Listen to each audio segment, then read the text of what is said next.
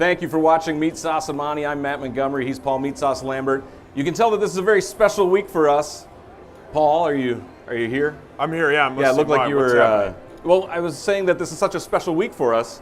You have a close personal friend, one of your A-listers that... probably my favorite A-list friend that I have. I don't know how you hoodwinked him to get him to come here. I don't know either. I think he's just he's an A-plus guy. That's why he's A-plus guy, one of the best defensive tackles in the history of football, definitely for the Minnesota Vikings, Mr. John Randle. Thank you so much for coming to Mystic Lake Thursday Night Lights, being a part of Meatsauce and Monty. We're going to do a regular show. We're going to talk Vikings, Panthers.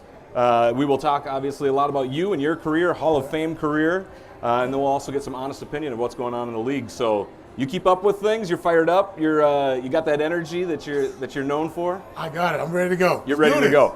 Let's start. Vikings 10-2, Carolina 8-4. This is the Vikings' best start since 2009 when we had Brett Favre. Did anybody see this coming? I don't think so. I mean, I've so. said it before, and we'll let John speak on it because John obviously is, played. I did not, obviously. I did play. You played for Minnetonka. 2 games in high school, got benched after the second game. Got a highlight reel. I did. One play, one block. They just put it in slow-mo. After that second game against Pittsburgh when Bradford didn't play and Case Keenum came in and we saw that helter-skelter mess, you're going, this is a 4-win team. Yeah. I mean, even with that defense, they have no offense without Bradford, and Bradford was so good in game 1. Game 2 comes out, and it's the exact opposite. But no, anybody who said they saw this coming is lying, they're on wonderful drugs. Either way, they're lying. Yeah. You think anybody saw it coming? No, I don't really think so either. But I tell you what, they did strengthen that offensive line, and anybody knows when you have a better offensive line in the National Football League, it gives your quarterback time, and the quarterback gets time. Man, he can do some amazing things back there. Today's game is on the road. Carolina 8-4, 5 road wins so far, ties a franchise record. If they win today, a brand new record. This hasn't been done since 1974. So I think that shows too. And these aren't easy road wins. And they win the division. The one that they just did, absolutely, they sealed that up. The last one in Atlanta, defending NFC champs, tough road game. They only needed 14 points to get the job done. Yeah. John, you know this, and this is the one thing about this game that I wonder a lot about, and we see this a lot with a guy like Cam Newton, and we saw it 2 weeks ago when they played the Jets, and he looked awful once they rattled him. Yes. And you played against some of the greatest quarterbacks to ever play the game. Is that something that this defensive line, and when you played, looked for? It's like, we can rattle him, get him off his point, get him, where he doesn't just sit back there comfortable. That's a huge part of the game plan. You got with Andre Patterson, the defensive line coach. He was my coach back when I was playing. The thing that most guys want to do is get to that quarterback early. It kind of sends a message to that quarterback, let him know that you're going to be doing that for 4 quarters. And for Cam Newton, like you said, you saw him a couple of weeks ago how he was playing. But you remember how he was playing even further back than that? He was so confident because nobody was getting to him. When he can sit back there, it gives the quarterback a lot of confidence. And so with our defensive line, once they start getting to him, and I believe they will, that he won't have the same type of game. How much factors into the fact that they get to go against Matt Khalil and Everson gets to line up against him? Good point. You think he'll talk trash to him? They definitely will. Yeah. They got to. Yeah, you have to, right? Yeah. If they don't, have me call in. I'll talk trash. How good of some pointers? You did an article in the Star Trib, and you talked very highly about Linval Joseph. How good is he? Here's the thing about Linval Joseph, because I played 14 years in that trenches, and one of the things about it was we had a Henry Thomas who played next to me, and once Henry had left, we tried multiple years trying to replace him.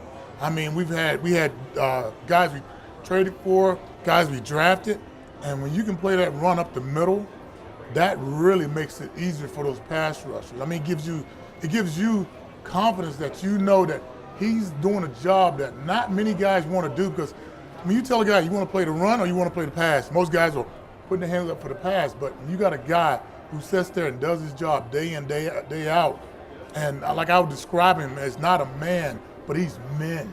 Yeah. He does the job of 2 guys. When you got a guy who can do that and not sound like, it doesn't look like he's mad about it and loves it. Yeah. Oh, man, that's great. Going back to Cam Newton and Everson Griffin saying, we want to hit him like a running back. Do you think that that's bulletin board material, that he was intentionally saying that to say, this is the plan, we're not going to let you get comfortable. And when we hit you, we are going to hit you with a purpose. I think it's kind of sends a message to let him know, because for a guy like Cam Newton, I mean, he's bigger than your average quarterback. Right. And when he's walking around, he's doing his S Superman, on his chest yeah. and flying around. He's a confident guy. And I think for him, he's going to have a tough time sleeping, for the whole week and for the day. It's going to be one of those games where he's just like, oh my God, they're coming to get me. And they're letting me know that. I compare it always a little bit to Randy Moss, where it's that kind of factor. If you get Randy rattled and you get him out of his rhythm, you get him out of his comfort zone. I mean, Randy's a superstar, Cam Newton's a superstar. Yeah. It's something like that where you get them out of their zone, it's a whole different game. It changes everything up for him, because, in practice, he's looking at it, sitting there thinking 1001, 1002, 1003. No one's hitting him. Yeah, no one's hitting him.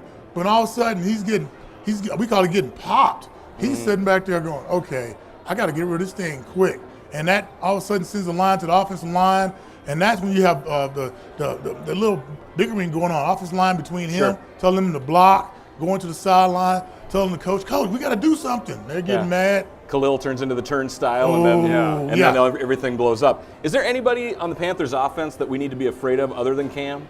I mean, are we keying in on McCaffrey? Are we keying in on their wide receiver, Devin Funchess? Yeah, I don't know. No, I think McCaffrey's overrated. I think Dalvin Cook should have gone before. I mean, the second McCaffrey came out in the draft, everybody's going, he's perfect for Carolina. And they line him up in this gadget.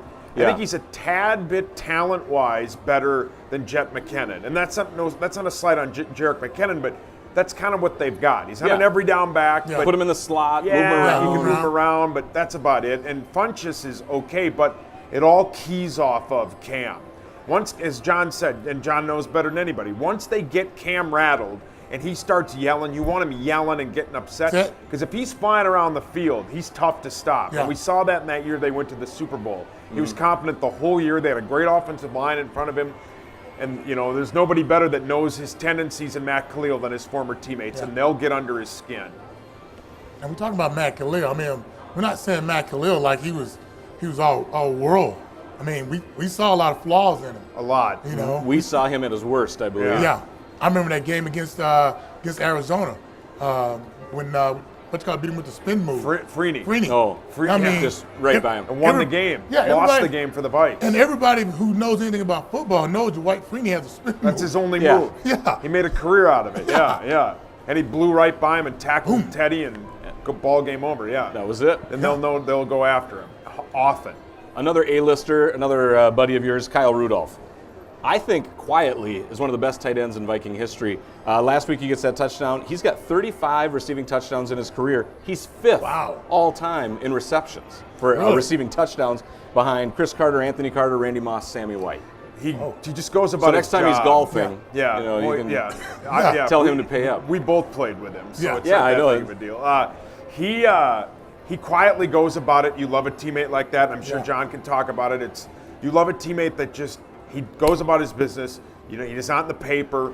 He kicks ass on Sunday. And you can say that. And a dominant football player. And they look for him in the red zone. Absolutely. He's a legitimate red zone target. Case loves looking for him.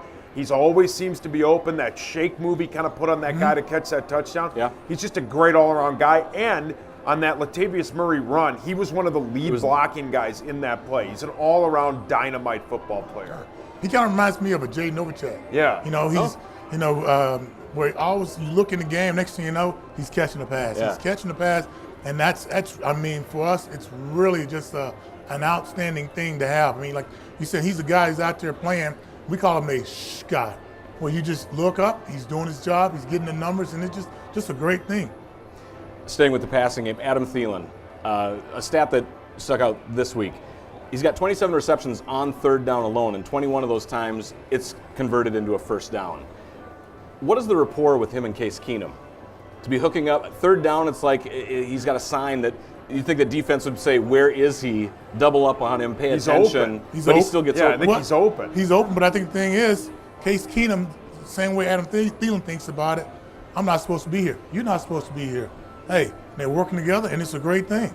How much of that plays into it? Oh, it's a big part of it. Nobody believed in him. Case Keenum went undrafted. Adam went undrafted. They're out to prove when something. you're undrafted guy, one of the biggest things you want to do it feels as if you have arrived. And once you arrive, then you start thinking, I got to show them why I'm supposed to stay here, why I'm supposed to be here. And that's a week in and week out thing. And that's really, really great about it. So, I mean, my hat's off to them. They're playing, and they're playing very well. And, you know, they're more than just, we say, household name in the Twin Cities.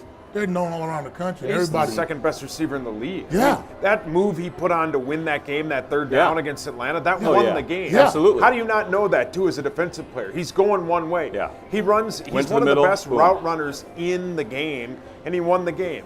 And he's a great guy. Yeah. He's a super good human being. Let's go back to that point you made about being undrafted, and we'll do more of the interview with you after we're done talking Vikings, but you were also undrafted, Yeah. which I think looking back on your career, it's hard to imagine. You're a Hall of Famer. Yeah. You were just dominating the middle, but you went undrafted. So did you have that chip on your shoulder too, where course. I have to prove and Oh, I'm yes. going to earn this? You do, because when you're from a Division II school, if you're thinking, you're as a player, you're thinking that the team is thinking that, hey, this guy's going to be here maybe for a couple of games. He may do something for us, maybe down at the end of the season, but we're not hopefully thinking this guy's going to last or be a big time starter. And so for a free agent, that plays a big part in your head, and especially when you all of a sudden are starting and then they bring in somebody from a big known school. And like for me, I used to love seeing somebody from a Division I school like Ohio State, because I would go, what school are you from? Ohio, the Ohio State. Okay. You're like, all right. Yeah, so when you went against that guy in practice, you gave him everything you got.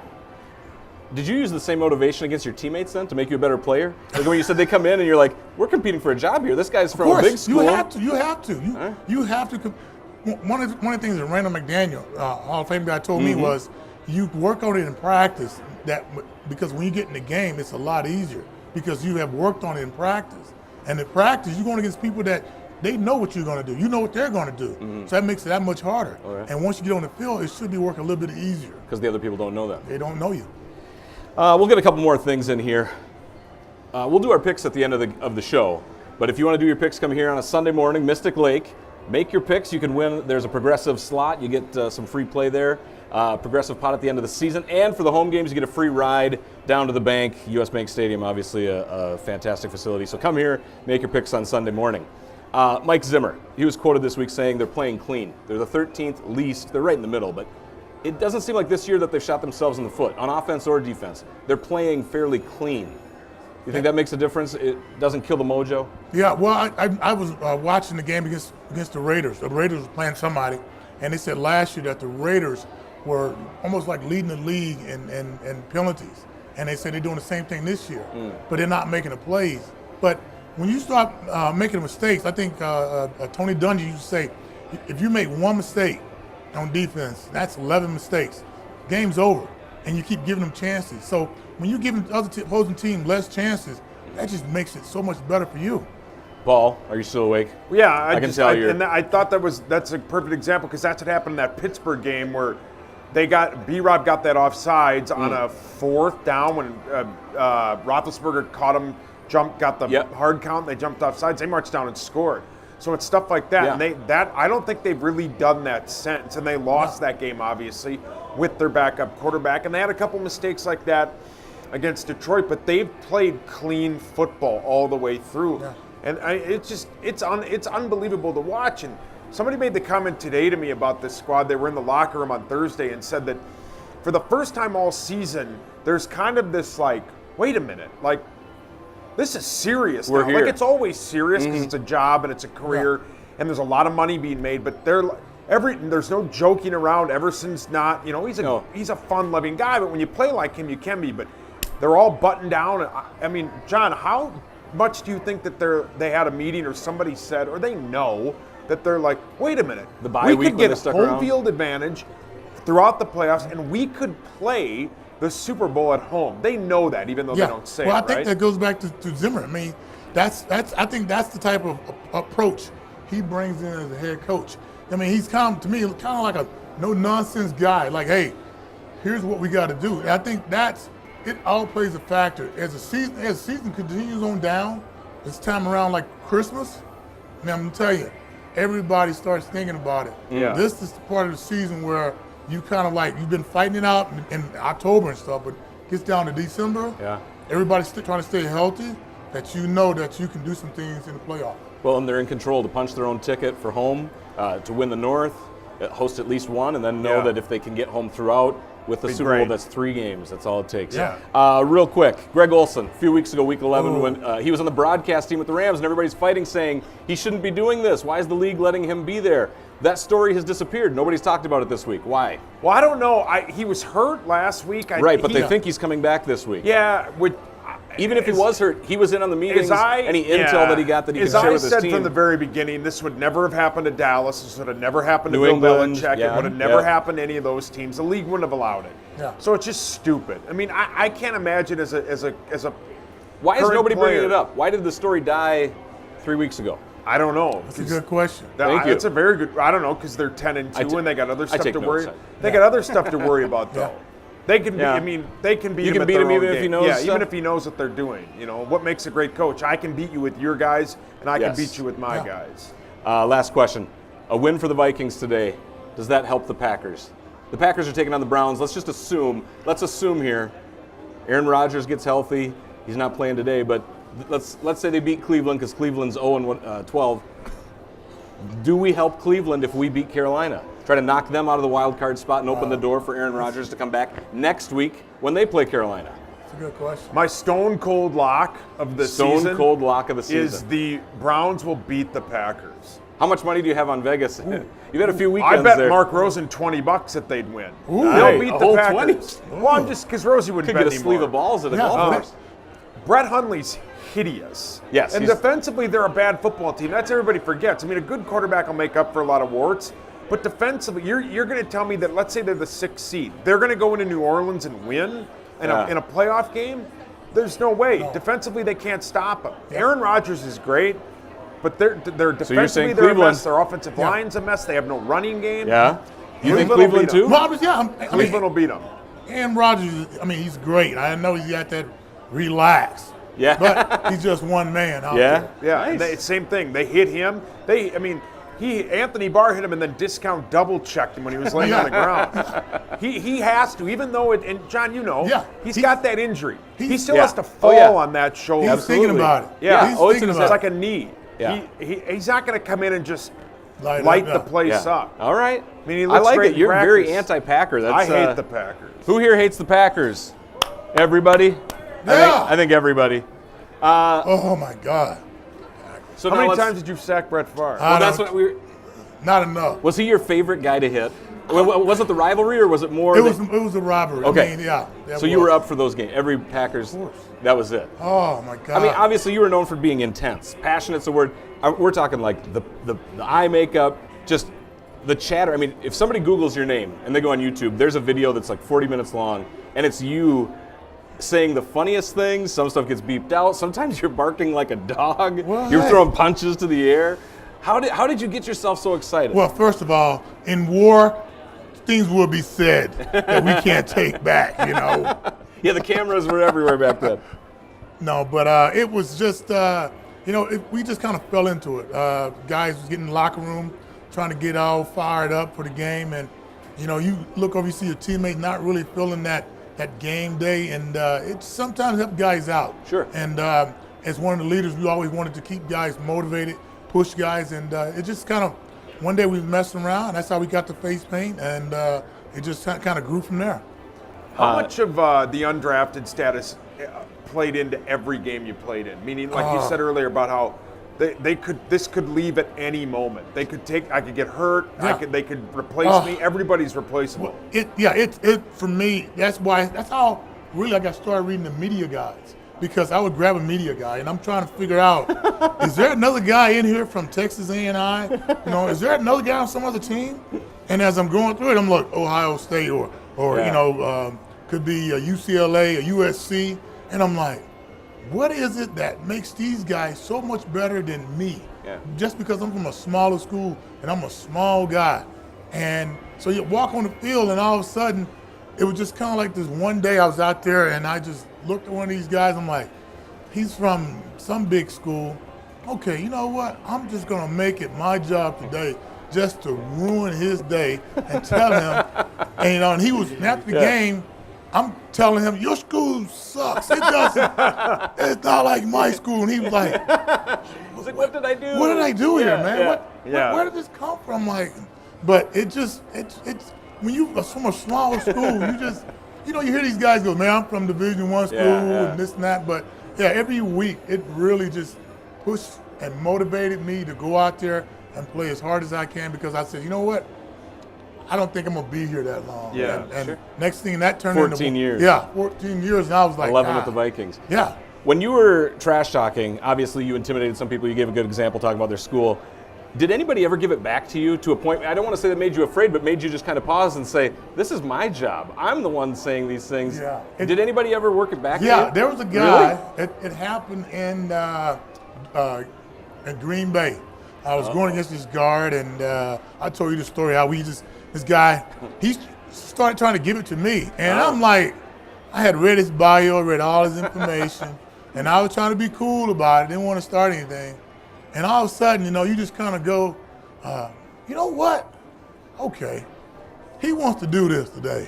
We're in Lambeau Field, so you know what? So I all of a sudden had my imaginary keys, put them out of my pocket, and okay, let me turn this John Deere on right quick, man. Put this thing in the drive, and we went at it, and I had forgotten about it. And I saw Reggie White at the Pro Bowl, and Reggie come walking over there and like, John Randle, I got to talk to you. You made this guy cry, man. I'm like, who? What are you talking about? You made this guy cry. You were talking about taking his Impala with this Tahoe. You were going to take it away from him. Man, he was crying at halftime. That's wrong. Now, we need to pray about that. I'll never forget that, man. Oh, unbelievable. How good was Reggie White? Oh, Reggie was, oh my God. The man, the guy, it was being Lambeau Field. It would be like minus 15 degrees. Oh. And we've got petroleum jelly all on our arm, trying to be like real tough. Yeah. And Reggie would come out there with no lotion, no gloves on. And he would just stand out there and put his hands on his hips and look at you. And you're looking up at him like, oh my God. Yeah. And I remember one game, we had Corey Stringer playing out there. And Big K was his rookie year. And I'm all in Corey's ear going, you can do this. I don't care what they say over there. That Reggie White, oh man, you can get him. I know you can. I believe in you. And Reggie, that move, a hump move, he picked Corey up and his feet hit the ground, and Corey made a sound like, and fell right in front of my feet. I was like, oh God. Man, he was unbelievable. Just 2010 Hall of Fame. Okay. What did that mean to you? And also your induction class with Jerry Rice alongside Emmitt Smith. What does that mean too? Oh, that all the hard work, all those days of coming into practice when I didn't feel like practicing, all those days of running that hill in Eden Prairie, all those days of coming in and just watching film by myself, getting there late Monday night, early Tuesday morning, my day off, watching film, trying to figure out a way to make the Vikings better. All the days of just when I was trying to do this hand machine to strengthen my hands, those days of walking through a grocery store, doing pass rush moves, it all worked out. Yeah, it paid off. Yes. What's it like with Jerry Rice and Emmitt Smith?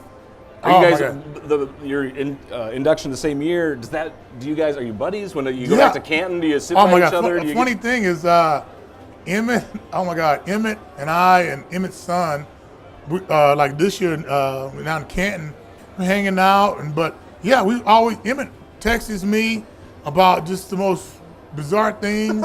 Jerry, I just played golf with Jerry not too long ago at Pebble Beach, so it's just like it's kind of strange that I got Jerry Rice and Emmitt Smith on my phone. I'm like, cool. It's How'd cool. this happen? Yeah, I got Dick LeBeau on my phone and Russ Grimm and Floyd Little. So we all stay in contact with each other, but it's an unbelievable thing getting in the hall because to hang out with some guys that I idolize, like Roger Staubach, Eric Dickerson, to see those guys and to be friends with them and where they send you text messages on your birthday, and you Yeah. send them text messages.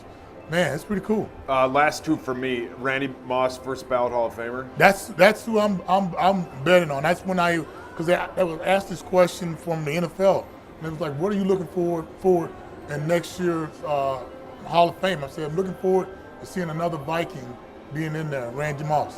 How good of a guard was Randall McDaniel? Randall McDaniel, he ran a 4.5 as a guard. Big man, strong man. He used to do for a bench press. He would use these dumbbells, 130-pound dumbbells. Yeah, I used to be in the weight room just watching him. He was like, "You want to do it?" I'm like, "No, No, I'm good, man. But he was so strong, so quick, but such a great friend that my first year and second year, he schooled me, beat me to the ground, but picked me up and taught me a lot. And I gotta say, I was very lucky, but very fortunate to be around such a great guy who I can call one of my dearest friends. What's funny is I think for a lot of Vikings fans, Randall McDaniel had the persona of being like a quiet giant or a quiet leader. Yes. And then there's you who's like totally, Tasmanian devil, totally all energy, opposite. just loud. Totally opposite. One of the coolest things was on Sundays, I would catch a ride with Randall to every game. I mean, in away stadium. So we would get there two extra hours earlier. And we're supposed to be there like, say, at 10. We'd get there at 8, ride together and just go and sit in the locker room and just talk. Yeah. And just back and forth. And I learned so much from him. Wonderful. The restaurant? Yes, Randall's. Downtown Minneapolis? Yes, it's going great. I'm enjoying all that food down there. I got to watch out there. Get the queso. Queso, yes. Queso's phenomenal. Yes. Hard to believe that's your favorite. I love the queso, yeah. But no, it's a it's great been, spot. Thank you. It's been great. It's been a great experience. To something new and challenging, but I'm learning it and I'm enjoying it. Do they have good birthday cake at your restaurant? Wait, what? Do they have good birthday cake? Because I have this understanding that it might be your special. Oh, you my you have the God. big 5-0 coming here next Yes. week? Thank you very much. Come set that right here. Oh my. Birthday to you. Happy birthday to you. Happy birthday, dear Mr. Hall of Fame. Happy birthday to you. Look at this. We got Wow, a happy thank 50th to number Thank 93. you. Thank you. We got to say thank you to Mystic Lake for bringing this. I know a little surprise. I don't know if you're Wow. going to have any, but there you go. Dude, I'm going to take it and run. It's all mine. Cookie. Anything else you'd like to add, Meatsauce? We've gone over our time. Scott's going to have to do some editing here, but It's excellent. this was the best show you're I a think that pro. we've had. Yeah, so. you're a pro. Thank you You're so a much great- for you're joining a us. grade A human. Thank man. you. This is, I love it. You're going to take a picture. Yeah. Thank you for watching Meatsauce Monty. We'll be back next Sunday morning. Go Vikes! Yeah!